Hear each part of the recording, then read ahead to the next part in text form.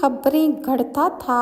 جو آنن فانن ساری دنیا میں پھیل جاتی، اور دوسرے ننگے مرد اور عورتیں جو آپ نے تندور میں دیکھی جو جل رہے تھے وہ زانی مرد اور زانی عورتیں تھیں، اور تیسرا وہ شخص جو خون کی ندی میں غوطے کھا رہا تھا وہ شخص تھا کہ جو سود خور تھا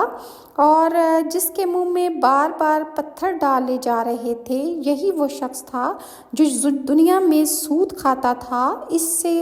حدیث کو بخاری نے بھی روایت کیا ہے۔